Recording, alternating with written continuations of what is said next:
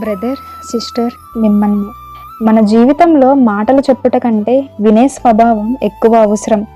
మన రిలేషన్స్, మన సంబంధాలు, మన స్వభావాన్ని చక్కదిద్దుకునే ఒక అద్భుతమైన వాక్యం ఇది.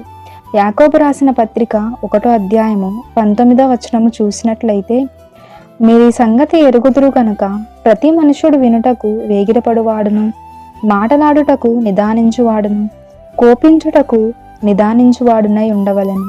ఆమెన్.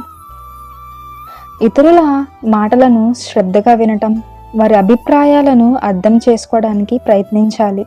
మనం మాట్లాడే ముందు లేదా స్పందించే ముందు వాళ్ళ మాటలు పూర్తిగా వినటానికి సమయం తీసుకోవాలి. తొందరపడి మాట్లాడకుండా ఆలోచించి ఆచితూచి మాట్లాడాలి. ఆలోచించకుండా మాట్లాడటం వల్ల సంబంధాలు దెబ్బతింటాయి. కోపంతో చెప్పిన ఒక మాట ఒకరి గుండెను గాయపరచగలదు, కానీ ఓపికతో చెప్పిన మాట ఆత్మను బలపరుస్తుంది.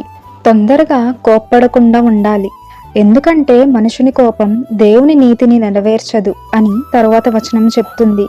మనం స్పందించే దాన్ని బట్టే మనం దేవునిలో ఎంతగా ఎదిగామో తెలుస్తుంది. దేవుడు పరిశుద్ధ వాక్యంను దీవించునుగాక. ఆమేన్.